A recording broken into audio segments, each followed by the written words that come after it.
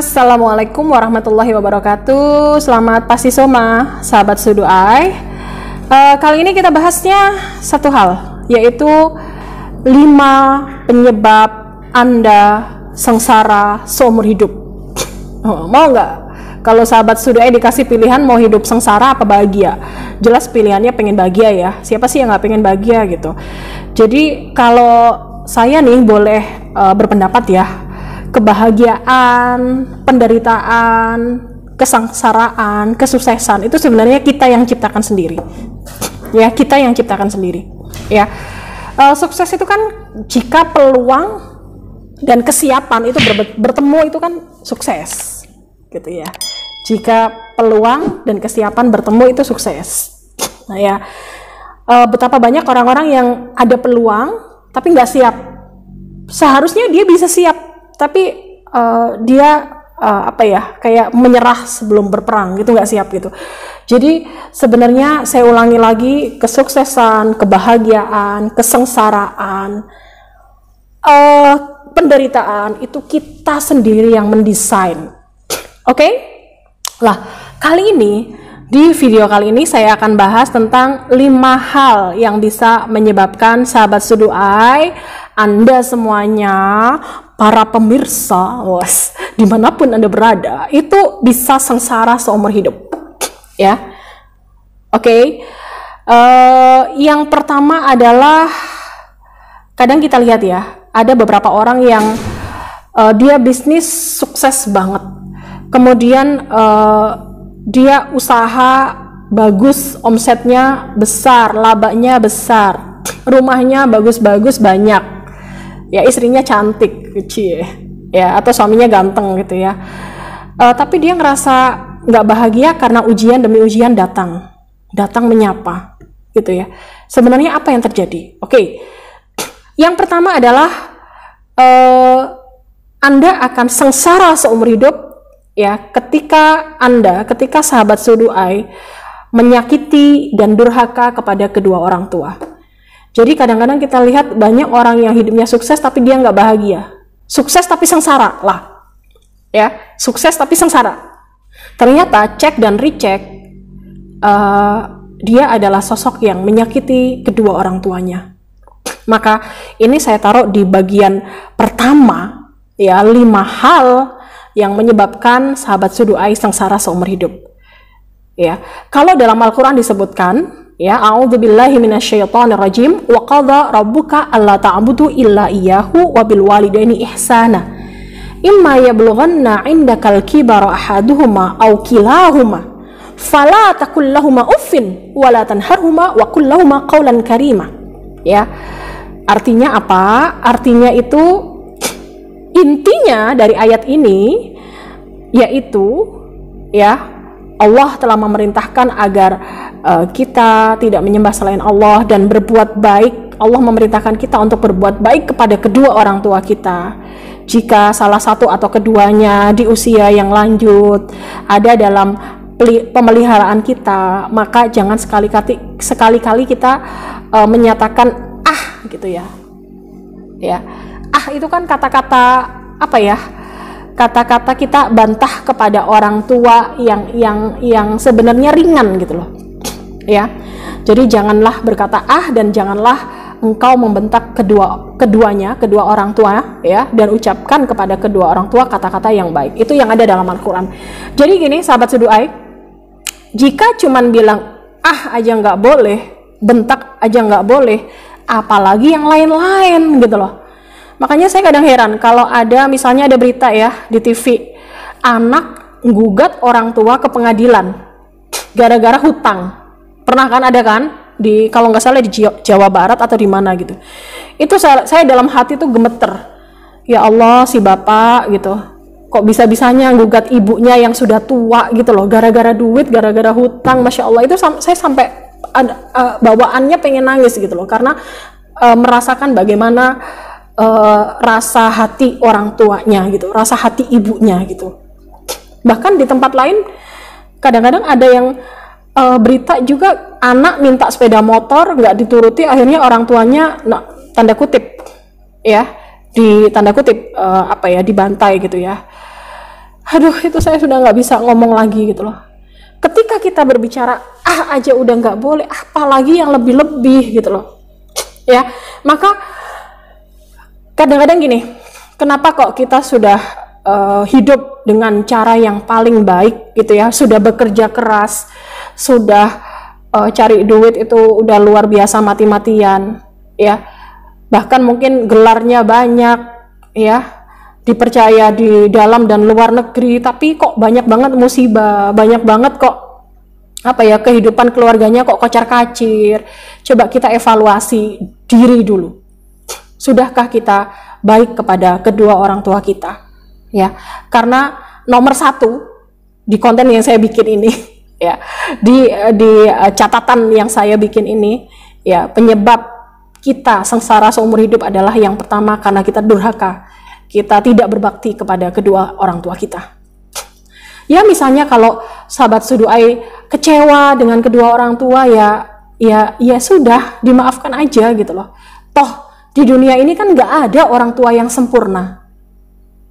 Ya, misalnya dulu kita kecewa karena orang tuanya pilih kasih gitu ya, yang lebih disayang adik kita yang bungsu misalnya, atau yang lebih banyak dikasih duit, warisan dan yang lain sebagainya orang lain, adik kita yang kakak kita yang nomor satu misalnya, dan yang lain sebagainya. Ya sudah, kita ikhlas aja gitu loh.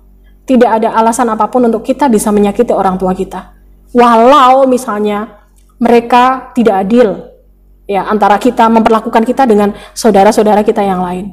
Jadi maafkan ya jika orang tua Anda pernah menyakiti hati Anda, karena tidak ada orang yang sempurna di muka bumi ini. Begitu pula tidak ada anak yang sempurna di muka bumi ini. Ya, kita jangan mencari kesempurnaan. Oke, itu yang pertama ya. Kemudian yang kedua, Anda akan sengsara seumur hidup ketika Anda sombong. Ya, ketika Anda sombong, maka itu adalah pintu kesengsaraan Anda seumur hidup. Saya sudah survei, banyak banget kisahnya. Banyak banget kisahnya yang mana orang-orang yang sombong itu dia akan hidup di lingkaran pikirannya dia, sehingga dia secara nggak langsung akan jatuh di kubangan kesengsaraan yang paling dasar.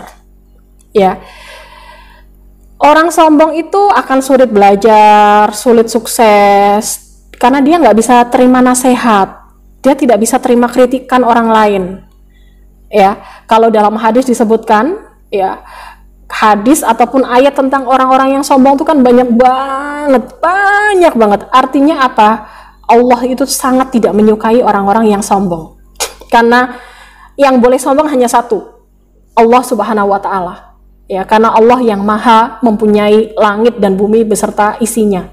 Allah yang maha menciptakan alam semesta ini.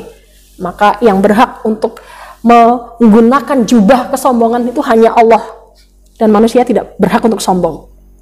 Ya, dalam sebuah hadis disebutkan, qala Rasulullah sallallahu alaihi wasallam, al-kibru batarul haq wa ghamtun nas. Jadi sombong itu adalah menolak kebenaran dan meremehkan orang lain. Jadi mulai sekarang kita janganlah meremehkan orang lain.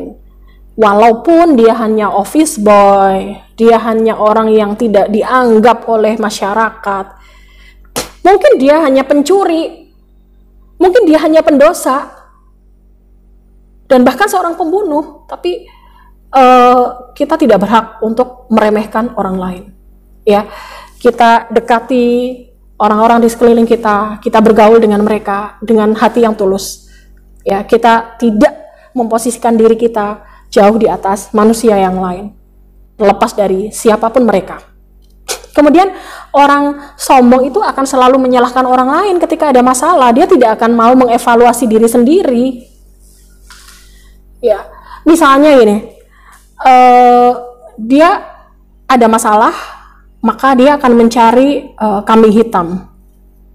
Ya, yang terjadi adalah setiap hari masalah-masalah lain akan mendekat kalau dia tidak memperbaiki dirinya sendiri gitu loh.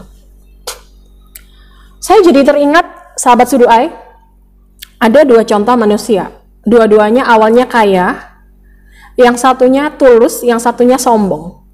Kemudian ketika dua-duanya jatuh, bangkrut, jegrek, jatuh ke bawah, bangkrut, sampai punya utang banyak. Utangnya di bank. Yang ketika nggak bisa bayar utang, rumahnya kesita gitu ya.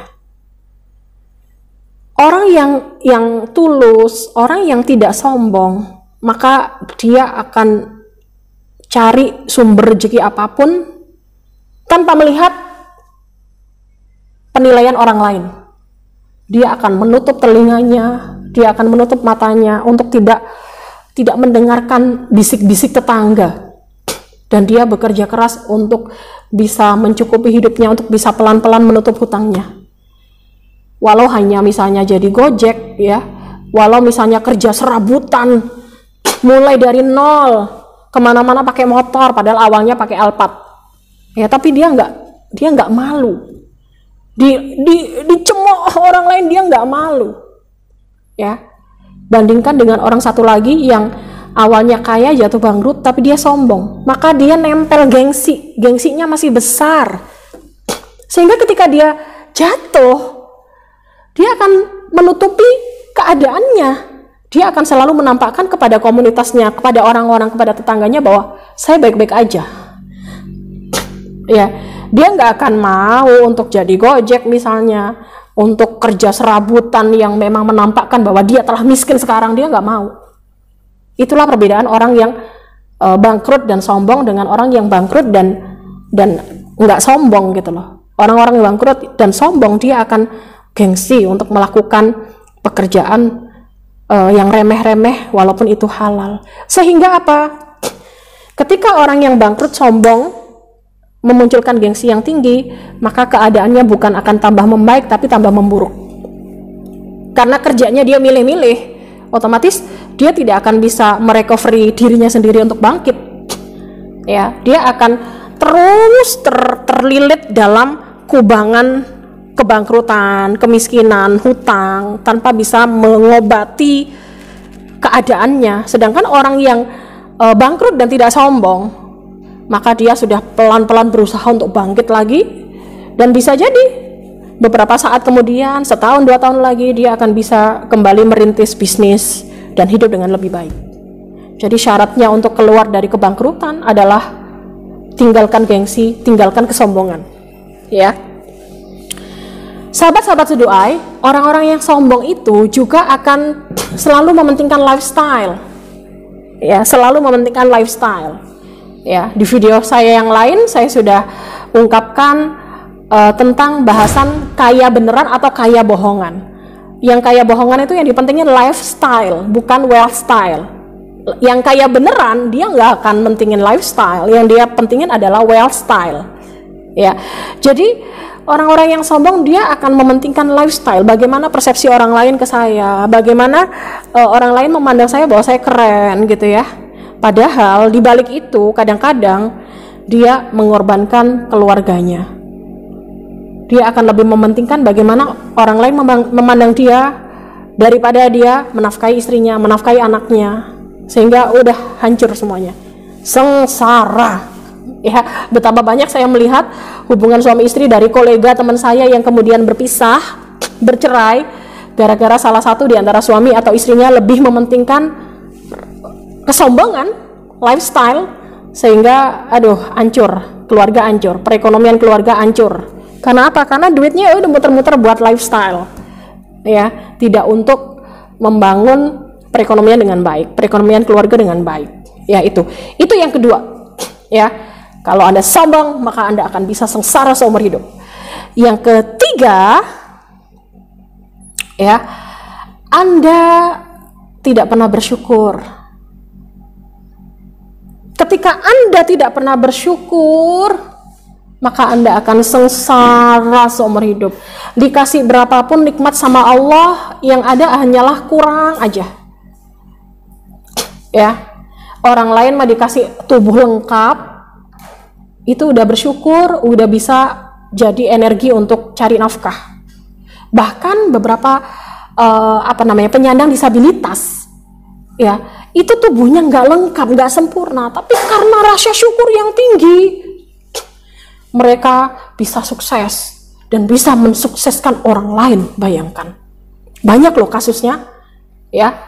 Ada Habibie yang hidup dengan kursi roda itu sampai dia sangat fokus ke digital marketing dan sukses dia. Ya, ada juga penyandang disabilitas yang lain sampai bisa memberdayakan karyawannya banyak untuk bikin ini loh, kain-kain perca dari keset. Itu siapa perempuan tuh saya lupa ya, pernah diundang di Kick Andy kalau nggak salah. Ya, dan yang lain sebagainya. Jadi kalau Anda kalau Anda tidak pandai bersyukur, maka Anda akan selalu merasakan hidup Anda itu getir pahit. Anda itu kayak apa ya, player victim gitu ya. Anda kayak merasa orang yang paling sengsara sedunia, bla bla bla. Aduh. Padahal orang ketika bersyukur, ketika sahabat Sudu'a itu bersyukur, maka kehidupan Anda akan diliputi dengan kedamaian. Energi positifnya ngumpul nih ke diri Anda. Ya. Misalnya ketika sahabat Sudu'a tidak dikaruniai wajah yang cantik, wajah yang ganteng, ya, Anda bisa melihat kelebihan Anda yang lain, ya. Oh, ternyata walaupun nggak cantik dan nggak ganteng, tapi ketika komunikasi, bisa meyakinkan orang lain. Itu poin plus itu, ya, sehingga bisa menjadi marketing yang baik, sehingga ketika membangun usaha Anda bisa sukses, gitu kan? Ya, jadi segala sesuatu nggak bisa untuk kita simpulkan bahwa orang cantik mesti bahagia gitu kan. Artinya yang jelek nggak bahagia, tergantung kesyukuran masing-masing gitu. Ya, orang yang bersyukur akan melihat masalah itu menjadi tantangan untuk dia bisa mensukseskan diri sendiri, dan karena dia tidak terjebak dengan sikap yang mengeluh, sikap marah, ya. Dan kebalikannya, orang yang tidak bersyukur, maka dia akan terpuruk dalam kesengsaraan yang abadi. Ya, saya sering kok, sahabat Sudu'a, menemukan orang-orang yang mengeluh aja. Ya, kadang-kadang saya ketemu dengan mahasiswa yang hidupnya itu mengeluh aja, Bu, saya bla bla bla gitu. Padahal kalau saya lihat dibandingkan dengan yang lainnya gitu ya, nasib dia cukup baik gitu loh. Jadi memang kita tergantung kesyukuran diri kita sendiri untuk mendesain kebahagiaan kita. Ya, ada satu ayat yang sangat populer dan pastinya sahabat Sudu'a bisa jadi hafal ya di luar kepala ayat ini ya, di surat Ibrahim ayat ke-7 ya. A'udzubillahi minasyaitonirrajim. Wa itta'adzana rabbukum la in syakartum la azidannakum wa la in kafartum inna adzabi lasyadid. Ya, dan ingatlah tatkala Tuhanmu memaklumkan bahwa sesungguhnya jika kamu bersyukur, pasti Tuhan kami ya akan menambah nikmat kepadamu, dan jika kamu mengingkari nikmatku, kata Tuhan ya, kata Allah ya, maka sesungguhnya azabku sangat pedih. Makanya orang yang suka mengeluh itu di akhir ayat itu kan disebutkan azabku sangat pedih, karena mengeluh itu pusat dari segala keapesan dalam hidup gitu loh. Mengeluh, jauh dari syukur. Ya, ibarat pintu itu, kalau sukses itu gerbangnya ada 12, maka syukur itu pintu yang pertama.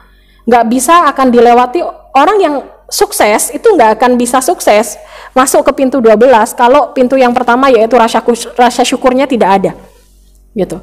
Jadi ketika Anda mau sukses, yang pertama kali Anda harus munculkan dalam diri Anda adalah bersyukur. Syukur udah lahir dari ibu, misalnya orang tua yang mohon maaf yang miskin, yang makan aja susah, disyukuri.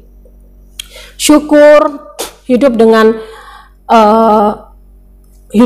tubuh yang lengkap, walaupun hidungnya pesek masuk gitu ya, disyukuri aja. Itu semuanya disyukuri ya. Jadi seperti itu ya. Kemudian yang keempat, ya, hal yang menyebabkan Anda sengsara seumur hidup, yang keempat itu Anda selalu reaktif dan tidak proaktif. Ya. Orang reaktif itu selalu cari kambing hitam, selalu cari sesuatu yang tidak bisa membangun dirinya sendiri. Misalnya gini nih, ketika kita mau kerja, terus di jalanan macet, ya, maka yang terjadi orang-orang reaktif itu akan marah. Dia akan membunyikan klakson, ngebel, gitu ya. Terus dia akan maki-maki orang lain, dia akan mengeluh, dia akan marah gitu ya. Ya, dan orang-orang proaktif dia akan cenderung gini, dia akan cenderung berpikir, aku lewat jalan mana ya yang enggak macet gitu, atau ketika macet aku ngapain ya, udah gini aja, kalau pas macet aku mau zikir aja, misalnya diisi dengan zikir gitu ya, atau diisi dengan salawat, atau diisi dengan hal-hal yang itu positif ya. Atau ketika macet, kalau yang nyetir mobil, aku tak nyalain radio yang isinya adalah satu acara yang bisa menambah ilmu dan yang lain sebagainya. Jadi orang-orang yang reaktif dia akan cenderung menyalahkan orang lain, menyalahkan keadaan, ya. Dan orang-orang yang proaktif dia akan cenderung mencari solusi, ya. Orang-orang yang proaktif dia akan lebih cepat beradaptasi dengan kondisi apapun. Kalau misalnya Anda tidak mudah beradaptasi, maka dimanapun Anda kerja, mesti Anda umurnya seminggu kerja di sini, saya nggak kerasan, soalnya atasannya galak. Seminggu kerja di sini, saya nggak bisa lanjut, soalnya aturannya ketat banget, nggak boleh ini, nggak boleh itu. Pindah lagi, ya kerja di toko, ini customernya rewel, cerewet, nggak kuat saya. Ya kalau Anda nggak adaptasi, nggak pintar adaptasi, Anda tidak menjadi orang yang proaktif, kemanapun Anda berada, dimanapun Anda berada, maka hidup ini akan susah banget. Ya, Anda bisnis apapun, baru mulai, kok rugi, langsung mundur. Tidak mempelajari kerugiannya di mana. Ya, Anda misalnya ingin menghafal Quran, Anda baru ngafal dikit, sulit banget, mundur. Jadi orang-orang yang reaktif dia akan ketemu A mundur, ketemu B mundur, ketemu C mundur. Yang ada adalah terakhir dia menyimpulkan bahwa hidup ini nggak adil buat dia. Lebay banget kan?